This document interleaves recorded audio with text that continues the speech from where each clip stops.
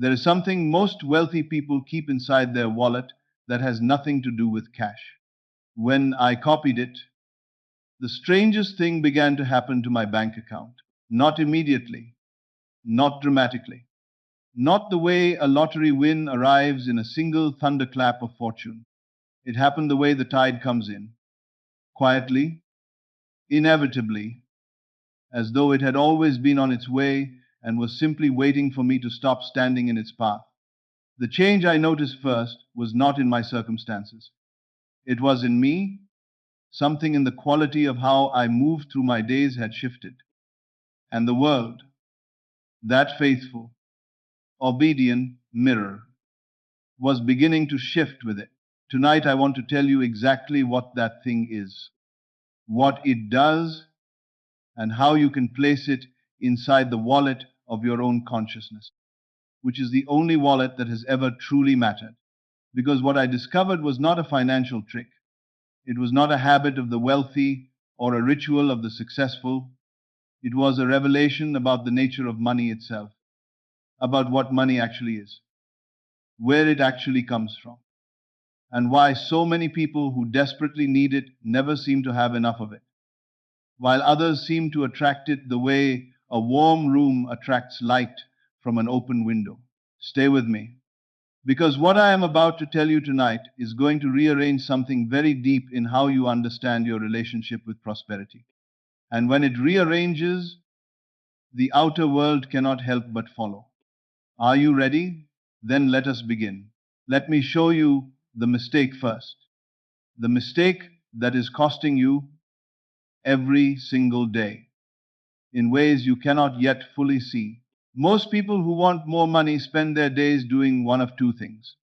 They are either working toward it or worrying about it, sometimes both at the same time. They check their accounts with a particular tightening in the chest that tells the whole story of how they feel about what they are going to find. They make their plans and calculate their budgets and figure out where the next bit might come from. They lie awake with the quiet arithmetic of anxiety running behind their eyes, adding up what comes in against what goes out and finding again and again that the numbers do not add up the way they need them to. And I want you to notice something about all of that activity. Notice the quality of feeling underneath it. What assumption is it soaked in? Is it the assumption of abundance? Is it the assumption of a person for whom money moves freely and generously and without resistance? Or is it something else, something tighter, something that is always reaching, always calculating, always a little afraid that there will not be enough? Because that feeling, that particular quality of consciousness, underneath all the effort and the planning and the worry, that is the assumption that is creating your financial reality. Not your job, not the economy, not your circumstances. Your assumption, hear me carefully now, because this is where most people make the critical error. They believe that if they could just get more money, then they would feel abundant. They believe the feeling follows the fact that they will relax about money once they have enough of it, that they will feel wealthy when the account balance tells them they are wealthy. But this has it exactly reversed. The feeling does not follow the fact. The feeling creates the fact, the sense of abundance, that quiet, settled, unhurried sense of a person who knows they are provided for. That does not come after the money arrives. That is what calls the money into existence in the first place. This is the trap. You are waiting for the outer world to change so you can feel differently. But the outer world is waiting for you to feel differently before it will change. And as long as both sides are waiting, nothing moves. The account stays where it is. The anxiety stays where it is. The story stays exactly where it is. There is a way out of that loop. It is not the way the world has taught you. It is older than that, and more reliable than that. And it has never failed anyone who genuinely understood it. Let me tell you what that way is. Consciousness is the only reality, not partially, not philosophically, literally, everything you see around you, Every condition of your financial life, every door that opens or stays closed, every opportunity that arrives or fails to arrive, every coincidence that seems to favor you or ignore you, every single element of the outer world is nothing more than the physical expression of a state of consciousness that has been sustained within you. The outer world does not create your inner state. Your inner state creates the outer world. This is not poetry. This is the precise, mathematical, utterly reliable mechanism by which reality forms itself. Think of a mirror. You do not walk up to a mirror and push your reflection into a smile. You smile, and the reflection follows automatically, immediately, without negotiation, because that is what a mirror does. It reflects, it cannot do otherwise. It has never done otherwise. It will never do otherwise. Now, understand this. Your outer circumstances are your mirror. Every financial condition of your life, every number in every account, every opportunity that comes or does not come is a reflection, a precise, faithful, obedient reflection of the state of consciousness you have been most consistently dwelling in, which means that you can no more change your financial circumstances by manipulating the outer world than you can improve your reflection by wiping the glass. The glass is not the problem. The image you are bringing to it is the problem. Or rather, the image you are bringing to it is the opportunity, because if the mirror faithfully reflects what you show it, then the moment you change what you are being inside, the reflection must change too. Not might change, must change. The mirror has no choice. That is the law. And here is what most people have never understood about money and about the mirror. Money is not a thing that some people have access to and others do not. Money is not a reward distributed to the most deserving or the most hardworking or the most clever. Money is a reflection, it is energy, and energy flows toward and through the consciousness that assumes it. The wealthy person does not have a different bank account than you do in any fundamental sense. They have a different assumption. They carry something in their consciousness, something in the very quality of how they relate to the world of money and prosperity that is fundamentally different from what most people carry. And that something is what wealthy people keep, not in their wallets in the ordinary sense, but in the wallet of their inner world. It is the assumption of already having. Now, let me tell you a story. I knew a man, a quiet, careful, deeply intelligent man, who had spent the better part of a decade trying to build a business. He was not lazy. I want you to understand that clearly. This was a man who worked before dawn and long after dark, who researched and planned and revised and tried again, who genuinely, truly believed that if he worked hard enough and long enough, the money would come. And it would come in small amounts, in fits and starts, never quite enough, always just slightly out of reach. He would have a good month and feel the first loosening of that tightness in his chest. And then 2 difficult months would follow, and the tightness would return, worse than before. Now carrying the additional weight of having briefly hoped, I sat with him one afternoon and I asked him one question.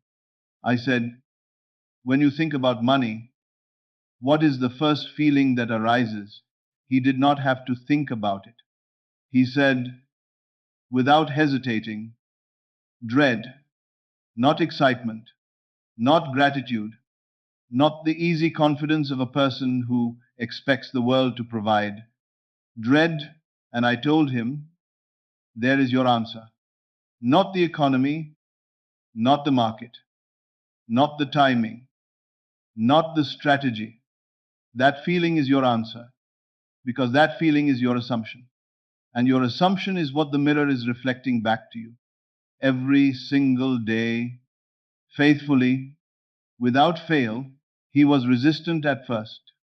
He said, but the dread is a response to the circumstances.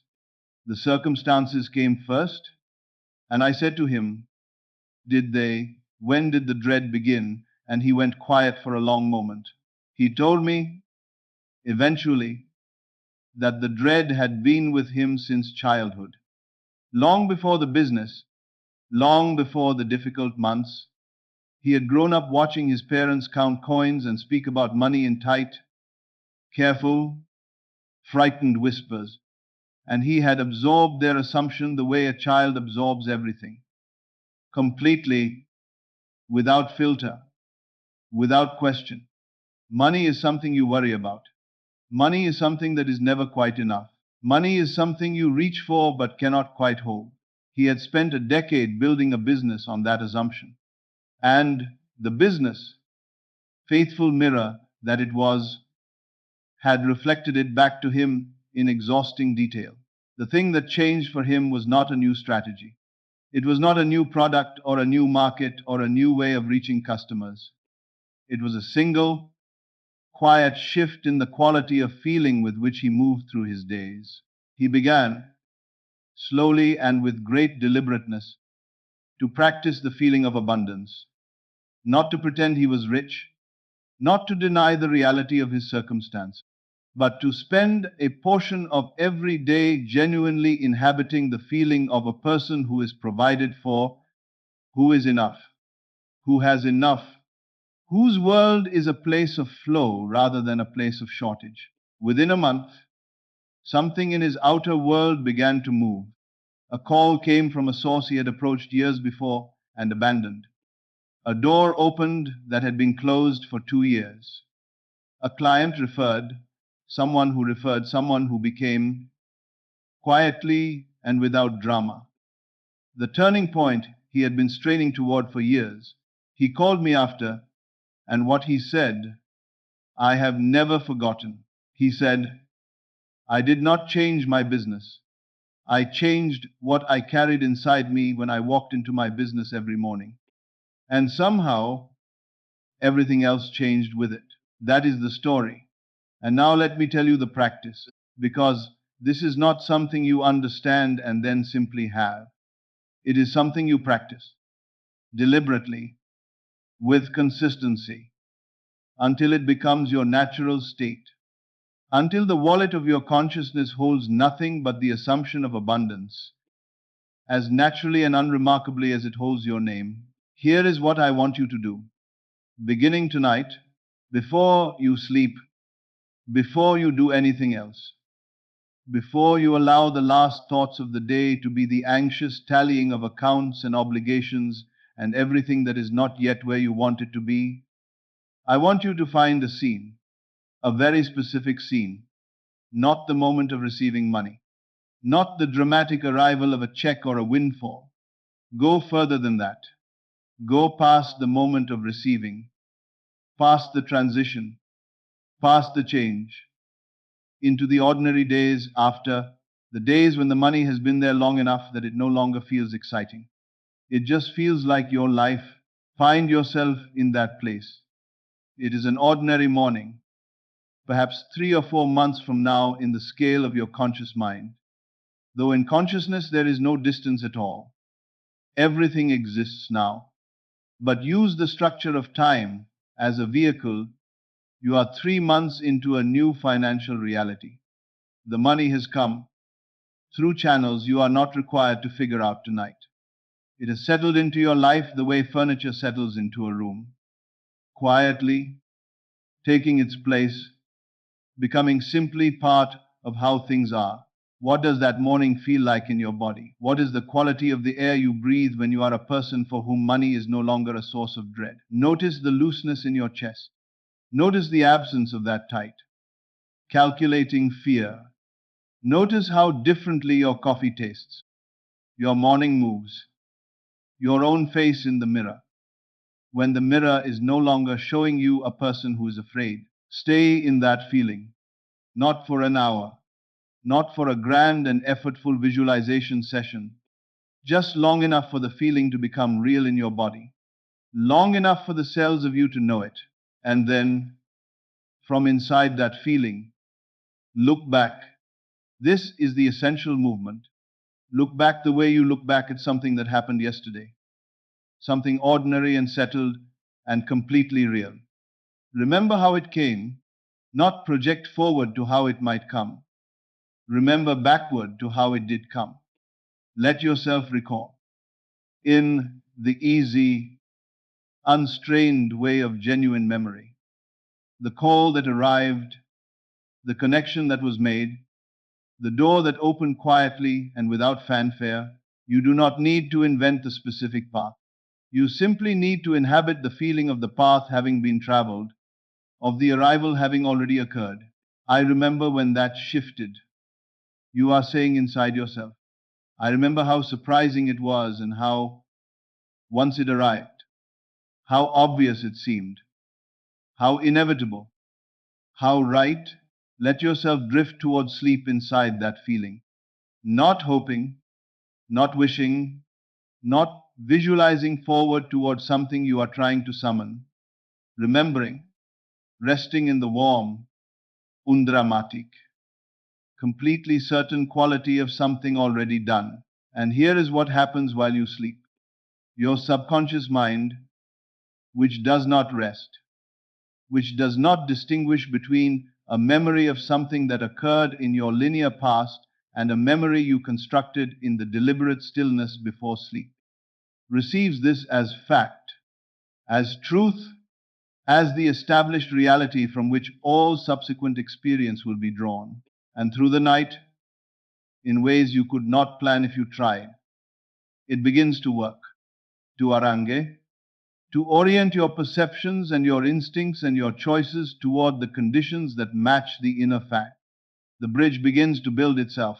When you wake, before you reach for your phone, before you allow the first movement of your mind to be toward the old accounting of what is not yet here, take 30 seconds, just 30, and return to the feeling. You are the person for whom it is done. That is your home. That is where you live. Move into your day from that room. Throughout the day, whenever a thought about money arises, notice the direction of it. Is it forward, towards something you are hoping to reach? Or is it backward, from the settled place of someone remembering something already accomplished? If you catch yourself in the forward lean, the reaching, the wishing, gently redirect. Oh yes, that already came. I remember that. This is not pretending. This is not lying to yourself. This is something far more honest than that. It is recognizing, in the only dimension that creates in consciousness, in the present moment, that the reality you are inhabiting inside is the one reality that has the power to shape what appears outside. Now, let me tell you what happens when you genuinely assume this state. Not perform it, but genuinely inhabit it. The first thing that changes is your inner conversation. Right now, for most people, the background noise around money sounds like a problem being managed. What if it does not come? What do I do if this does not work? How much longer can I sustain this? An endless, exhausting loop running underneath everything like a low current of fear. When you genuinely inhabit the state of the wish fulfilled, that loop loses its premise. You cannot maintain a fearful inner conversation about the arrival of something you have already, in consciousness, received. The fear has nowhere to stand, and in its place, something quieter, a kind of inner stillness that is not empty but full, saturated with the sense of already. The second thing that changes is your body. You know what financial anxiety feels like in your body. The particular tension in the chest, the shallow, monitored breathing of a person who is bracing, the clenched quality of someone who is waiting for something to go wrong. When you genuinely settle into the assumption of abundance, the body responds, the breath deepens without effort, the shoulders drop. There is a physical quality to the feeling of enough that is unmistakable once you have genuinely felt it. And people notice this. not consciously, not with words, but they feel it. There is something in the quality of presence of a person who genuinely assumes they are provided for, a kind of unhurried certainty that moves through a room before any word is spoken. Opportunities are attracted to this quality, the way light is attracted to an opening. Not because the world is magical in some vague and unspecified sense, because the world is a mirror, and a mirror always reflects what stands before it. The third thing that changes, and this is what the world calls miraculous, though it is nothing more than law being law, is that the outer circumstances begin to rearrange, not always in the way you expected, not always through the door you were watching. The bridge of incidents forms, a call arrives from a direction you had not considered. A conversation leads to an introduction that leads to something that leads to something else that, looking back, will seem to have been arranged with an intelligence you could not have planned, because you could not have planned it. Because the intelligence that arranges the physical expression of a settled inner assumption is far more vast and precise than anything the calculating mind can produce. You did not need to know how. You never needed to know how. The how belongs to the infinite intelligence that moves all things when consciousness has found its home. Now, let me tell you the deeper truth underneath all of this. The thing wealthy people carry inside them, the thing that has nothing to do with cash, is not a technique. It is not a secret trick they learned or a habit they cultivated or a ritual they perform. It is something much simpler and much more profound. It is the assumption of deserving. The quiet, bone deep, unargued assumption that money belongs in their lives. That prosperity is not something they must earn or prove themselves worthy of, but something that is simply the natural condition of a person like them. They do not think about this consciously. They do not remind themselves of it. It is simply how things are in the interior world from which all their outer experience flows. And the reason most people do not share that experience is not that they are less deserving. It is not that the universe has decided to distribute abundance selectively to a favored few. It is that they are carrying the opposite assumption, the assumption of shortage, of struggle, of money being something that goes to other people more easily than it comes to them. And the mirror, faithful and indifferent and utterly precise, reflects that assumption back in the form of a financial life that confirms it. Here is the realization I want to land in you tonight. Softly and permanently, you are not trying to get money to come to you. You are not reaching forward toward something that is out of reach. You are simply choosing to inhabit in consciousness right now the reality of a person for whom it has already come.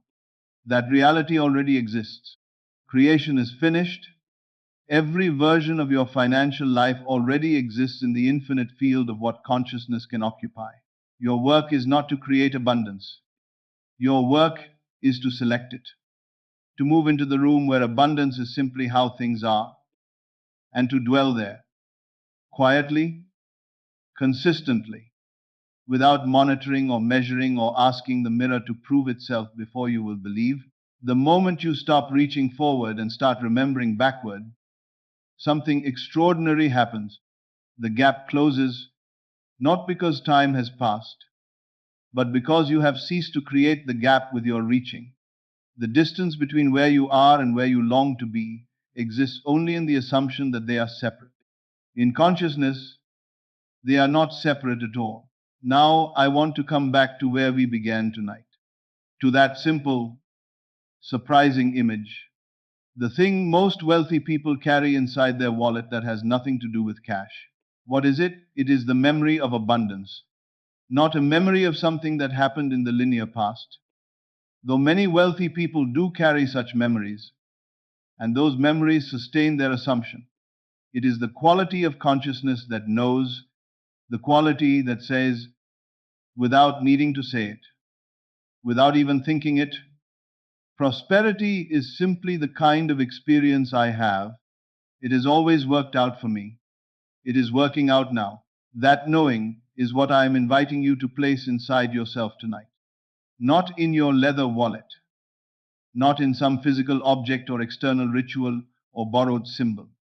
In the wallet of your consciousness, which is where all wealth has ever actually resided. Before you sleep tonight, go back to that scene, the ordinary morning, months into a new financial reality, the looseness in your chest, the absence of the old dread, the quality of a person who remembers clearly and without drama the moment when the tide turned and the money began, simply and naturally, to flow. Let yourself rest in that memory, not forward toward it, in it, as it, as the person for whom this is simply how their life is. Feel the particular warmth of that knowing, not the excitement of something approaching, the quiet, settled certainty of something done. Let your breath deepen. Let your body soften into the truth of it. Let the last quality of consciousness you carry into sleep be the quality of a person who has already received, because you have, in consciousness, which is the only dimension that creates, which is the only reality there is, you have already received. The mirror is simply catching up, and it always catches up. It always does. It always has. It always will. It is done. Good evening. My friend, rest now in the knowing that it is already yours. I will see you again in the next video.